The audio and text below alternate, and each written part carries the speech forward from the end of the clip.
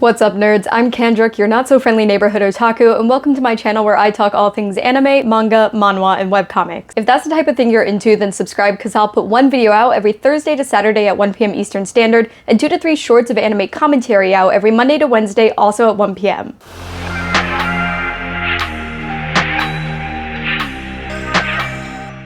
Today, we're going to be continuing the series where I go back and reread the Jujutsu Kaisen manga over from the beginning and bring you all along with me. As always, this series is great for anyone who's a first-time JJK fan, anime only, who wants to get caught up, or who, like me, as the series progresses, begins forgetting some of those smaller details and key moments from earlier in the series. So, without further ado, let's take a look at Volume 6. In Chapter 44, Noritoshi questions why his mother was tormented but he was favored, and he learns that although his mom was considered a broken mistress, she birthed someone with a curse technique. For that sole reason, he was favored to be the next heir of the Kamo family. Back to the Goodwill Event, Noritoshi commends Megami's close combat abilities despite him being a Shikigami user. When Megami questions why Noritoshi's acting so familiar with him, he explains it's sympathy for someone in a similar role, since Megami will also become one of the heads of the big three families. Noritoshi informs Megami that he plans to kill Yuji, not because of what Gakuganji said, but because it's his decision as one of the members of the Kamo family. Thinking he's making the right decision as the next heir of the Kamo family, Noritoshi says Megami should understand where he's coming from since they are in similar positions. Megami disagrees and tells Noritoshi to bring that up with Maki since he no longer has a connection to the Zenin family.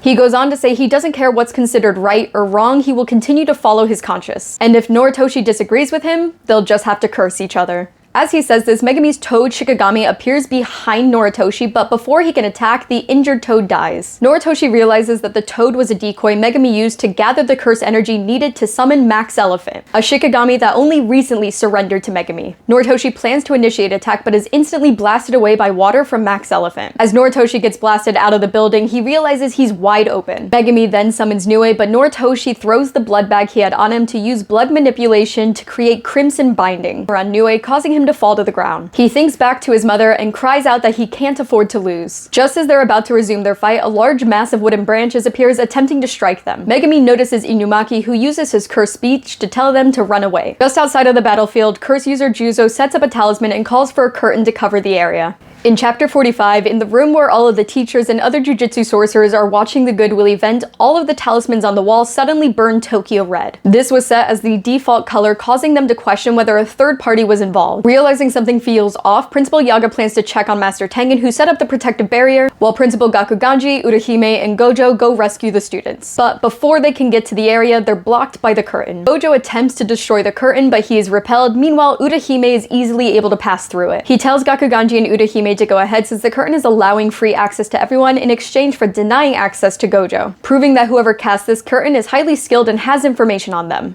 Elsewhere, Megami informs Inumaki and Noritoshi that the curse spirit that made those wooden branches looks an awful lot like the special grade curse that Gojo warned him about. Megami then tries calling Gojo in case the special grade curse Hanami uses domain expansion. But before the call connects, Hanami rushes them, knocking the phone out of Megami's hand. Inumaki uses his curse speech to make him stop moving, and Noritoshi uses another blood bag so he can use blood manipulation slicing exorcism, but it causes no damage. Then Nue attacks from above while Megami uses a curse tool to slice at Hanami's leg. This also causes no damage, and Hanami begins to speak in a foreign language, but somehow the boys are able to understand him. He tells the boys to stop, claiming that he only wants to protect the planet, stating that the planet will shine once again in a time without humans and that they will become a sage through death. In Chapter 46, we see Urahime and Gakuganji pass through the curtain and run into curse user Juzo, who asks where Gojo is. Juzo claims a deprived monk tricked him, while Gakuganji tells Urahime to leave this to him. Juzo protests, saying he would rather make something out of her skin and bones rather than that of an old man. But Gakuganji taunts him and tells him to kill him to see how hollow his bones truly are as he grabs his electric guitar and prepares for battle. Back by Hanami, the three boys try to run away from the mass of branches. Maki drinks some cough syrup in time to use his curse speech again to stop the 3 wooden balls with spikes that Hanami throws at them. Then Noritoshi uses convergence, piercing blood, and hits Hanami in the head, actually managing to hurt him. They try to put some distance between themselves and Hanami, but Noritoshi questions how long they can keep this up since they can't contact their teachers. Since they can't rely on the adults, their priority is to find Aoi or another sorcerer for help. Nue circles around them waiting to attack when Inumaki uses his cursed speech again, but his throat gives out. Hanami stabs Nue and immediately attacks Noritoshi while Inumaki coughs up blood. Another group of wooden balls with spikes appear and are aimed at Noritoshi, but Megami manages to pull him out of the way. Megami plans to summon another Shikigami as Hanami approaches, but Inumaki stops him. He confronts Hanami, commanding him to blast away. The strength of his cursed speech pushes him over the limit, and Inumaki collapses while it successfully hits Hanami with enough force to blast him across the roof. While Hanami recovers, he notices Maki's presence behind him as she attempts to slash him with Miwa's katana. He says she can't hurt him with a sword like that, and it breaks over his head. Then Megami quickly slashes one of his eye branches, realizing that's his weak point. Hanami realizes that Megami's sword is strong enough, and Megami gives Maki an even more powerful curse tool. In chapter 47, we learn that cursed tools are weapons in which curses dwell, and they're similarly graded 1 to 4 based on their power and potency. The curse tool Megami gave Maki is the special grade curse tool Playful Cloud. With a single strike, Maki is able to blast through Hanami's guard and attack the eye branches on his face. This impact sends him flying away, but he's quickly able to recover and heal his arm. As he heals himself, Megami summons Divine Dog Totality. Although he cannot summon his Shikigami again after they're completely destroyed, her curse technique and power is left behind and inherited by other Shikigami. Its speed takes Hanami off guard, allowing it to land a solid slash on his defensive arm. Then, while he's distracted, Maki aims to strike his eye branches, but he blocks her. He's surprised to see her using Megami's sword when Megami comes from behind and attacks him with Playful Cloud. Maki and Megami exchange the cursed tools and simultaneously strike Hanami. Her attack was successful at cutting away at Hanami's weak point, but Megami was infected with a cursed sprout in the process. Then Maki's arm is stabbed by a wooden spear.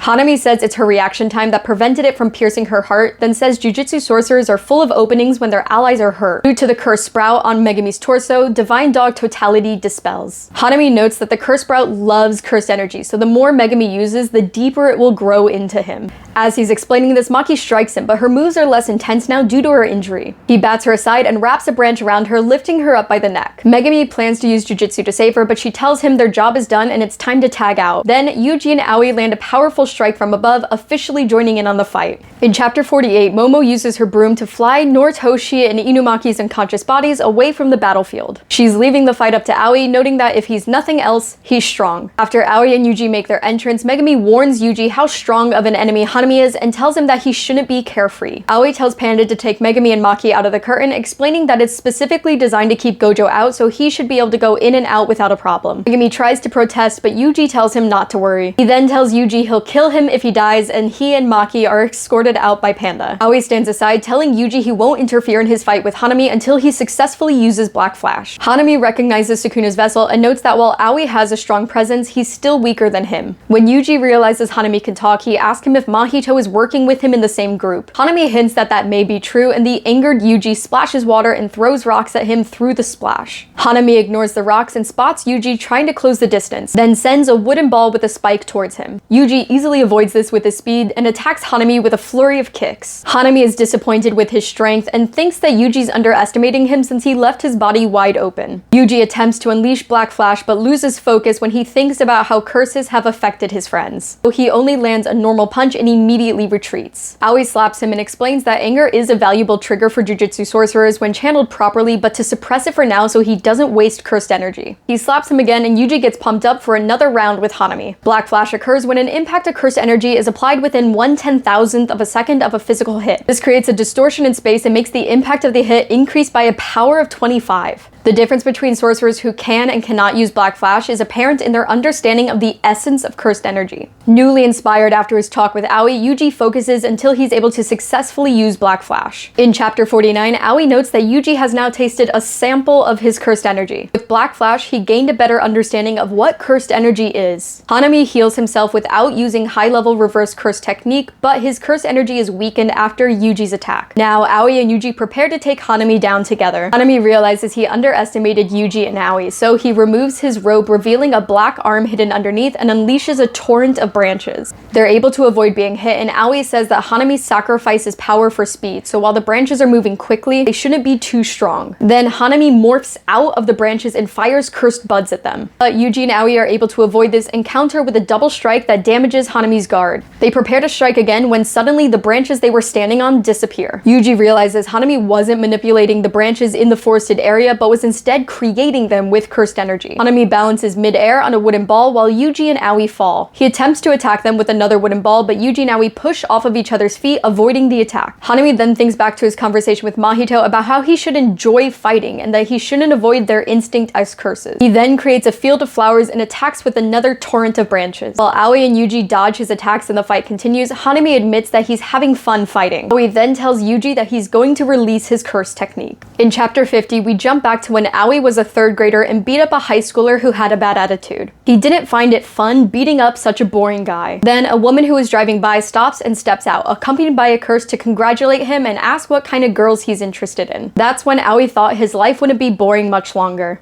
In the present, Yuji questions if Aoi has used his curse technique since he said he's only going to release it now. Aoi notes he doesn't have time to explain and tells Yuji to just believe in him and not stop. He then reviews all of Hanami's attacks and decides they will come out victorious since he has Yuji's help. The pair go on offense, but Hanami catches Aoi's foot in a branch and swings him around. While Yuji is distracted by Aoi flying towards a group of spiked roots, Hanami makes his move. However, at the last second, Aoi uses his curse technique Boogie Woogie to trade places with Hanami, who's pierced by his own spiked roots. Aoi explains that his curse technique is activated when he claps, and he does just that as he and Yuji attack Hanami. Yuji prepares to use Black Flash, and we jump back to Nanami explaining that while using Black Flash consecutively isn't amazing, it is difficult to use more than 2 times in a day, let alone consecutively. However, when using Black Flash, Jujutsu sorcerers are in a zone where the thought process of manipulating cursed energy becomes like breathing. Yuji then uses Black Flash 3 times in a row. Hanami spots Aoi getting ready to clap and prepares for Yuji to switch places with Aoi, but nothing happens. Aoi says that just because he clapped, that doesn't mean he's using his curse technique. Caught off guard, Yuji hits Hanami with Black Flash again. In chapter 51, Yuji and Aoi's fight against Hanami rages on, but Hanami begins predicting the switches and attacking accordingly. Although this is the most he's been injured, Hanami relishes in the thrill of the fight. He summons a giant flower filled with cursed buds and launches them at his enemies. Aoi switches with Hanami to get Yuji out of the way and plans to harden his body with cursed energy to repel the buds. But he remembers the curse sprout on Megami grew when he used cursed energy, so he disengages his cursed energy at the last moment and rips the one out that landed on him in its weakened state. Yuji and Aoi go back on offense, striking Hanami with consecutive kicks. We learn that Aoi's curse technique isn't confined to only living things, but works on anything with cursed energy above a certain level. With this, he switches Yuji's place with the special grade curse tool Playful Cloud that Megami purposefully left behind